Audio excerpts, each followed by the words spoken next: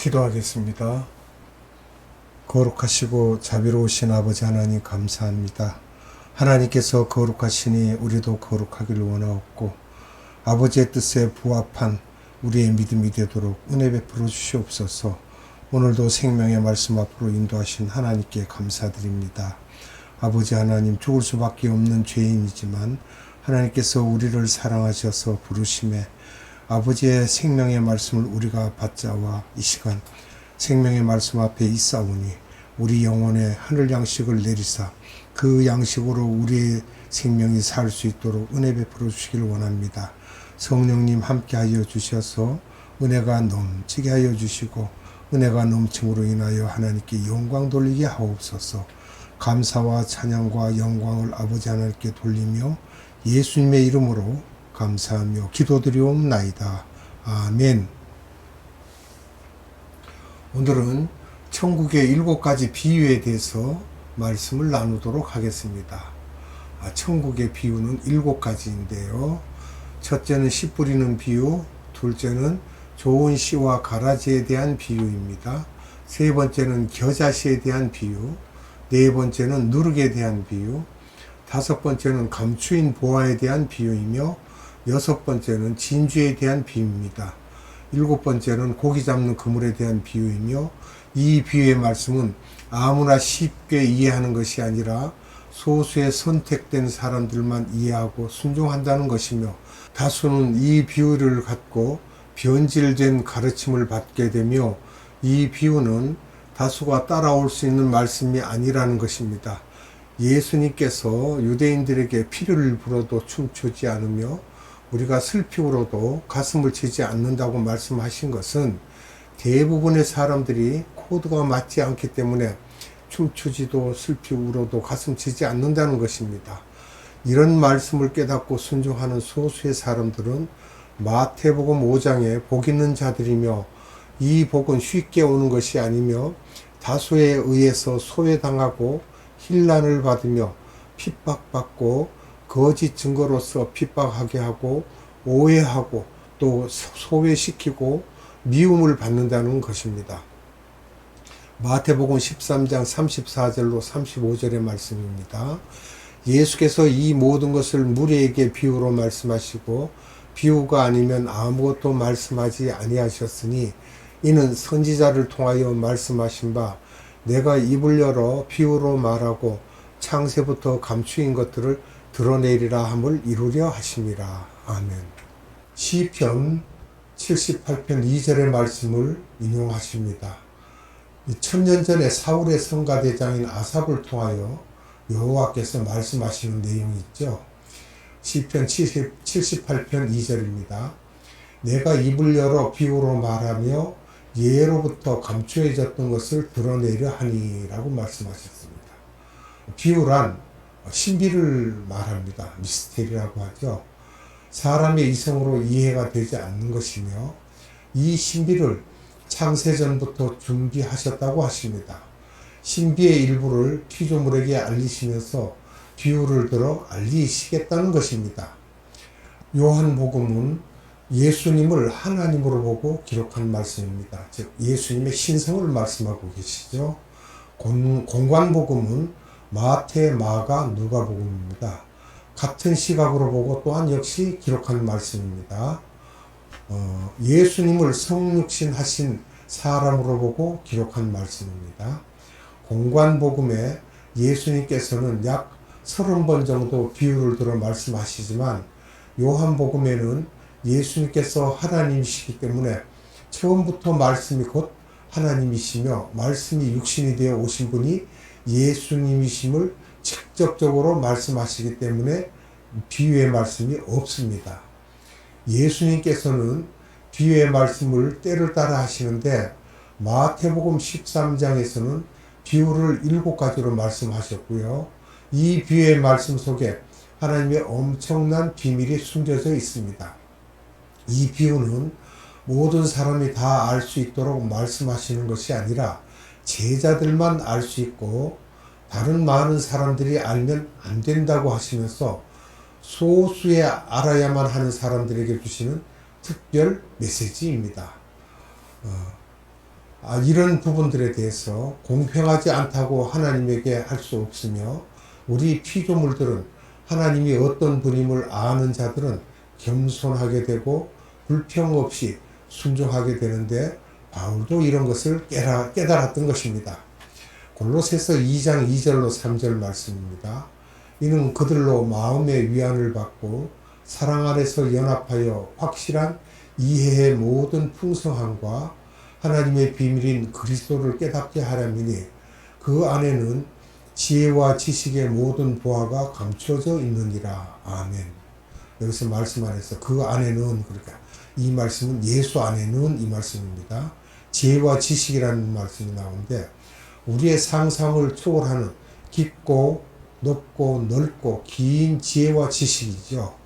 우리가 알고 있는 것은 아주 미세한 작은 그런 일부분일 뿐입니다. 마태복음 13장에서는 천국의 비밀을 알게 해 주시겠다고 하셨습니다. 즉 하나님의 나라의 비밀이죠, 천국.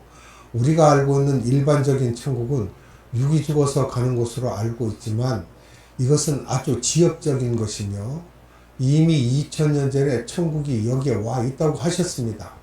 천국은 지역적인 개념으로 보아야 하며, 천국은 음부에서부터 삼층천 꼭대기까지 모든 우주 전체가 다 천국이며, 모든 피조물들이 다 포함되고, 이 모든 것의 통치자는 예수님이십니다. 왜냐? 그분은 왕 중의 왕이시니까요.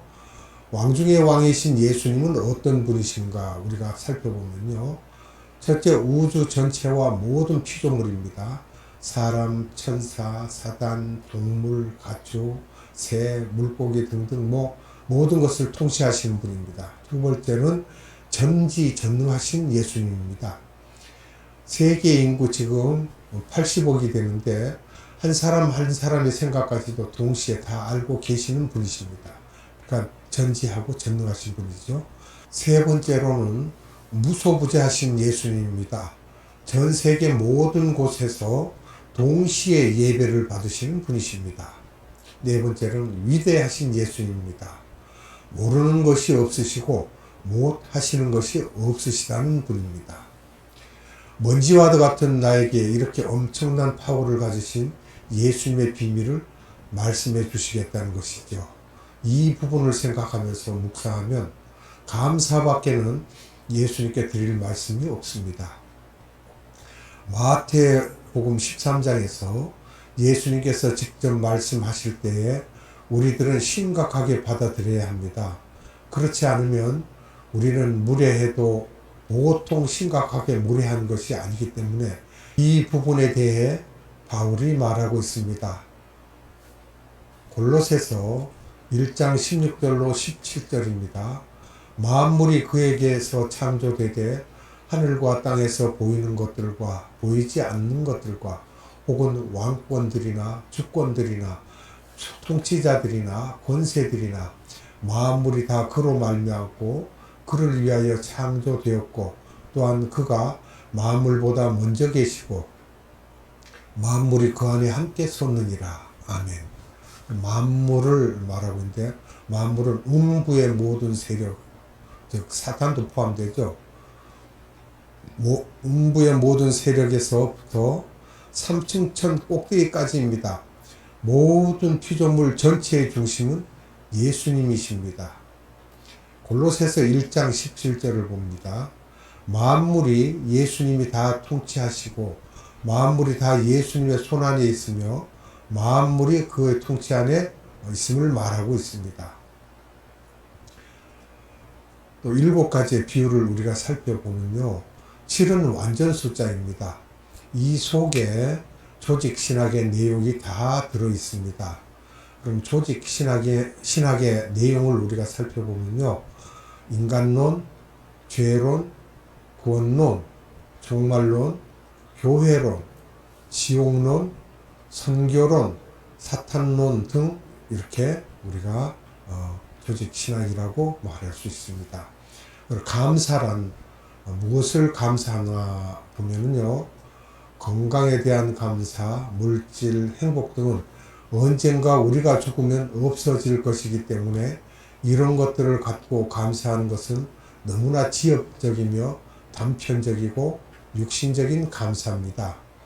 7가지의 비유를 공부하게 되고 깨닫게 되는 것에 대해서 감사하는 것이 깊고 넓은 감사가 될 것입니다.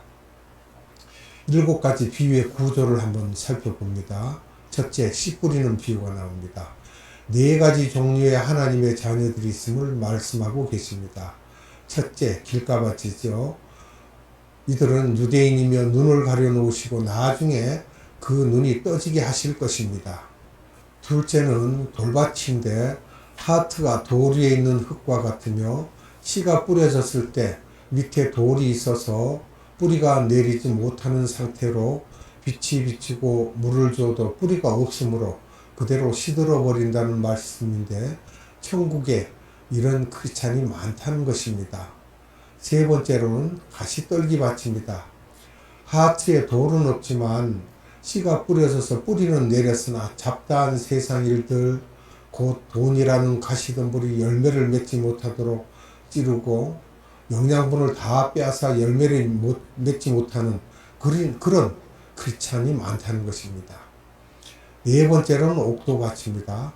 열매를 많이 맺어서 100배, 60배, 30배의 열매를 맺는, 그리고 그것을 열매를 거둬들이는 크리스찬이 있다는 것입니다. 두 번째로 살펴볼 것은 가라지 비유입니다.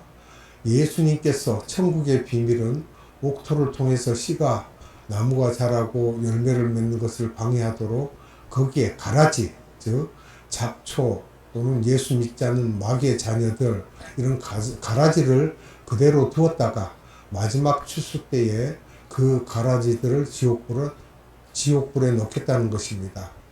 그래서 교회 안에서도 옥토의 마음을 가진 크리스찬들이 편치 않은 것은 주변에 잡다한 가라지들이 있기 때문이며 그것이 천국의 비밀이라는 것입니다. 마지막 때가 되면 더 악해지고 교회가 진리가 설 자리가 없어지는 것이 마지막 때 징조라고 하셨습니다. 세 번째, 겨자씨에 대한 비유입니다. 천국의 비밀은 옥토에 뿌려진 겨자씨입니다. 예수님 자신이 아주 작은 씨라고 말씀하고 계시며 그런 겨자씨와 같으며 한 알의 밀알이 땅에 떨어져 썩어짐으로, 그러니까 죽어야만 된다는 것이죠. 희생해야 되고 썩어짐으로 자라고 커지면서 열매를 맺는 것, 이것이 겨자씨의 비유입니다. 이것이 천국 비밀의 원칙이며 희생하는 것이, 즉 물질이나 시간, 자기의 달란트를 드리는 것이죠. 희생하는 것이 복음 전파의 원칙이라는 것입니다. 요한복음 12장 24절로 26절을 봅니다. 내가 진실로 진실로 너희에게 이르노니 한 알의 밀이 땅에 떨어져 죽지 아니하면 한 알 그대로 있고 죽으면 많은 열매를 맺느니라. 자기의 생명을 사랑하는 자는 잃어버릴 것이요 이 세상에서 자기의 생명을 미워하는 자는 영생하도록 보존하리라. 사람이 나를 섬기려면 나를 따르라. 나 있는 곳에 나를 섬기는 자도 거기 있으리니 사람이 나를 섬기면 내 아버지께서 그를 귀히 여기시리라. 아멘. 네 번째로 누룩에 대한 비유입니다. 누룩은 사탄이 뿌려놓은 가르침이죠. 잘못된 가르침이며 순수한 복음이 아닌 변질된 복음을 말하고 있습니다. 천국은 교회 속에서 누룩을 퍼뜨리는 하나님의 백성들이 많다는 것이며 이런 일들이 일어날 것을 알아야 하며 과거 2000년 동안 기독교의 교회를 보면 더 잘 알 수 있습니다. 그래서 우리는 예수님의 절대성, 예수님이 창조주 되시며 만유의 주가 되시는 것에 대한 것이 빠지고 이분이 인간화되면서 기독교가 인본주의화되는 누룩의 사건들이 일어나게 될 것이라는 말씀을 하고 계십니다. 그것이 천국의 한 부분이며 그런 일이 기독교의 80%가 이렇게 된다는 거예요. 마태복음 13장 33절을 봅니다. 또 비유로 말씀하시되 천국은 마치 여자가 가루 서말 속에 갖다 넣어 전부 부풀게 한 누룩과 같으니라. 아멘. 이렇게 말씀하셨습니다. 다섯 번째는 밭에 감추인 보화를 봅니다. 밭에 감추인 보화는 천국에는 가치 기준이 변화해 사는 사람들입니다. 이게 보아들이죠. 옥토의 마음을 가진 사람들은 밭에 있는 천국의 보아를 보게 되면 그 밭을 사서 다 사겠다는 생각으로 자기 밭을 팔아서 그 밭을 산다는 거예요. 자기 재산을 다 팔아서. 또 옥토의 마음이 있습니다. 마음이 청결한 자는 하나님을 볼 것이요 라고 했죠. 옥토의 마음을 가진 자들이 영계를 보았기 때문에 가치 기준이 변하여 자기의 모든 것을 희생할 수 있으며 그렇게 되어야만 천국 복음이 전파될 수 있다는 것입니다. 스데반 집사님이 돌을 맞아서 숨이 끊어질 때 천국을 봤죠. 예수님이 보좌 우편에 서신 것을 보고 예수님과 똑같은 말을 해요. 저들의 죄를 묻지 말라는 거예요. 용서해 달라는 거예요. 마태복음 13장 44절을 봅니다. 천국은 마치 밭에 감추인 보화와 같으니 사람이 이를 발견한 후 숨겨두고 기뻐하며 돌아가서 자기의 소유를 다 팔아 그 밭을 사느니라. 아멘.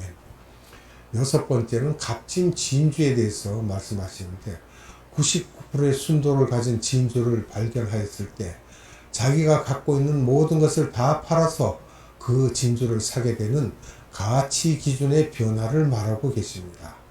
마태복음 13장 45절로 46절입니다. 또 천국은 마치 좋은 진주를 구하는 장사와 같으니 극히 값진 진주 하나를 발견하며 가서 자기의 소유를 다 팔아 그 진주를 사느니라. 아멘. 일곱 번째는 각종 물고기와 그물에 대한 말씀을 또 말씀하셨어요. 그 제자는 사람을 낚는 어부라고 하셨으므로 이들을 통해 천국이 물고기를 잡는 그물과 같이 확장되어 간다는 말씀입니다. 마태복음 13장 47절로 57절 말씀을 보겠습니다. 또 천국은 마치 바다에 치고 각종 물고기를 모으는 그물과 같으니 그물이 가득하며 물가로 끌어내고 앉아서 좋은 것은 그릇에 담고 못된 것은 내버리느니라. 세상 끝에도 이러하리라. 천사들이 와서 의인 중에서 악인을 갈라내어 풀무불에 던져 넣으리니 거기서 울며 이를 갈리라. 아멘. 좋은 물고기는 의인이라고 할 수 있죠. 못된 물고기는 악인이라고 볼 수 있고요. 천국이라는 이 말씀을 보면 지옥이 있으며 천국 가기 전에 심판이 있으며 심판 전에 미전도 족속 복음화가 꼭 있어야 한다는 말씀입니다. 선교는 옥토의 마음을 가진 사람이 할 것이며 문제는 옥토가 되지 않는 사람들, 가시덤불에 있는 사람들, 돌밭에 있는 사람들, 인격이 변하지 않는 사람들, 예수에 대해서 분명한 뜻을 잘 알지 못하는 사람들이 복음을 전한다, 선교한다고 할 때에 그 속에서 질투가 일어나고 다툼, 경쟁, 시기, 또 돈벌이를 하고 유명해지게 되는데 우리들은 희생을 해야만 한다는 것입니다. 그런 것 같지 않고 우리는 오직 자기 희생으로 하나님께 영광을 돌려야 할 것입니다. 예수님께서는 이 부분에 대해서 들었느냐 알겠느냐 하시면서도 알아야 너희들이 얼마나 알겠느냐고 하신 것입니다. 이 말씀이 2000년 동안 옥토의 마음을 갖고 주님께서는 계속해서 이 말씀을 깨닫게 하시면서 이것이 천국의 비밀이라는 것을 알게 하셨던 것입니다. 이 교회가 왜 선교를 하는가? 우리가 한번 생각을 해야 돼요. 이 교회가 왜 주님의 뜻을 마치기 위해서 우리의 쓴뿌리들을 제거하는지, 또 이 교회가 왜 파벌이 없어야 하는지, 왜 우리는 서로 사랑해야 하는가, 이 모든 것을 끊임없이 생각하며 주님의 뜻 안에서 우리를 돌아보면서 이 지혜를 다 가져야 한다는 것입니다. 기도하겠습니다. 은혜가 풍성하신 아버지 하나님 감사합니다. 오늘도 우리에게 비유의 말씀을 풀어주시고 그 말씀의 진리가 어떻게 깊은 것인지를 알려주신 아버지 하나님께 감사드립니다. 아버지 하나님, 항상 살아있고 항상 있는 이 생명의 말씀을 우리에게 주사 우리 영혼을 살찌게 하시고 우리 영혼이 깨어서 그 그 말씀으로 이 악한 세상을 능히 이기고 살 수 있도록 은혜 베푸심을 감사드립니다. 오늘도 성령님 함께하여 주셔서 은혜가 충만하게 하여 주심을 감사드립니다. 아버지 하나님께 무한한 감사와 찬양과 영광을 올려드리옵고 예수님의 이름으로 감사하며 기도드리옵나이다. 아멘. 주님 가르쳐준 기도로 예배를 마치겠습니다. 하늘에 계신 우리 아버지, 아버지의 이름을 거룩하게 하시며 아버지의 나라가 오게 하시며 아버지의 뜻이 하늘에서와 같이 땅에서도 이루어지게 하소서. 오늘 우리에게 일용할 양식을 주시고 우리가 우리에게 잘못한 사람을 용서하여 준 것 같이 우리 죄를 용서하여 주시고 우리를 시험에 빠지지 않게 하시고 악에서 구하소서. 나라와 권능과 영광이 영원히 아버지의 것입니다. 아멘.